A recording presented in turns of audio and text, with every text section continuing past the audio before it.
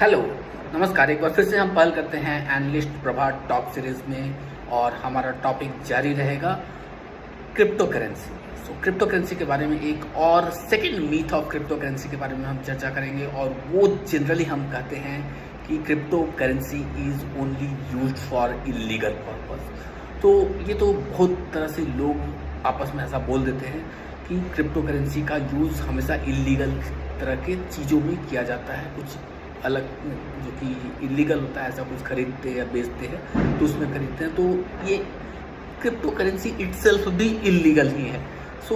मुझे पता नहीं है कि हर कंट्री का अपना अपना पॉलिसी है जिसके अनुसार कुछ इलीगल कुछ लीगल होता है, लेकिन हम टेक्नोलॉजी के एस्पेक्ट से बात कर रहे हैं तो हम बता रहे हैं कि क्रिप्टो करेंसी एक बहुत ही अच्छी खोज है और यह खोज ऐसी खोज है जिसके थ्रू हम देख सकते हैं कि हम करेंसी को ट्रैक कर पा रहे हैं बहुत अच्छी तरह से। तो ये डिसेंट्रलाइज्ड भी है, कि हमें इंडिपेंडेंट होने की एक सोच देती है। हम इसको इस प्रकार देख सकते हैं जैसे कि हम विंडोज सिस्टम के साथ लाइनक्स सिस्टम और लाइनक्स सिस्टम के साथ हम एप्पल सिस्टम को भी देखते हैं। तो जिस प्रकार हम विंडोज़ मैक एंड लाइनक्स का एक साथ यूसेज देखते हैं, उस तरह से हम क्रिप्टो करेंसी और नॉर्मल करेंसी जो अभी हमारे बहुत सारे देशों में चल रही है वो सबका एक साथ चलते हुए हम देख सकते हैं। और जहाँ तक रही बात कि क्रिप्टो करेंसी केवल इलीगल चीज़ों में होती है, तो ऐसा नहीं है।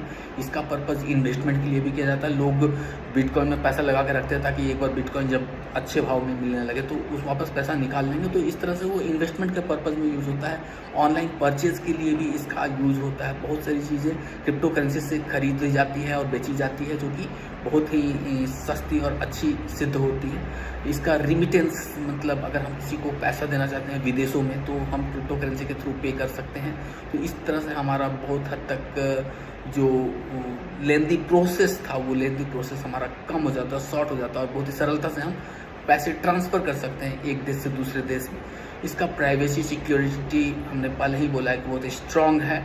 और अगर हम एज्यूम करें कि 50% करेंसी अगर क्रिप्टो करेंसी है इस वर्ल्ड में और 50% currency US dollar, INR, pound and euro इस तरह की करेंसी है, तो इस 50% करेंसी में जो क्रिप्टो करेंसी में जितनी घपला और जितने भी प्रॉब्लम्स होंगे वो हमारे नॉर्मल करेंसीज की अपेक्षा काफ़ी कम होंगे, क्योंकि हम क्रिप्टो करेंसी में पब्लिक लेजर होता है, उसको इजीली हम ट्रैक कर सकते हैं और उसको फिक्स कर सकते हैं, जो कि हमारा नॉर्मल करेंसी में ये सब संभावना नहीं है। नॉर्मल करेंसी हमारा गवर्नमेंट के द्वारा बहुत हद तक बाउंड की जाती है, सेंट्रलाइज्ड इसका रेगुलेशन होता है, जो कि क्रिप्टो करेंसी में वैसा नहीं होता है। तो इसको हम बहुत हद तक इसको कम्युनिटी रेगुलेशंस के अंदर लाया जा सकता है। तो बहुत सारी चीज़ें हैं। Coexistence is very much popular. Now coming to the fund raising. Fund raising में भी इसका बहुत यूज़ होता है। Like initial coin offerings are there. Initial coin offerings के थ्रू हम जिस तरह से इनिशियल पब्लिक ऑफरिंग जो होती है हमारे स्टॉक्स को रेज करने में, इस तरह से हमारा करेंसीज को रेज करने में फंड रेजिंग में इसका हेल्प किया जा सकता है। स्मार्ट कॉन्ट्रैक्ट्स और फिनेंशियल इंक्लूजन्स जैसे और भी चीज़ हैं जिसमें हम क्रिप्टो करेंसी बहुत हद तक लीगल वेज में यूज़ कर सकते हैं। That's all for today and will meet again the next day. Thank you.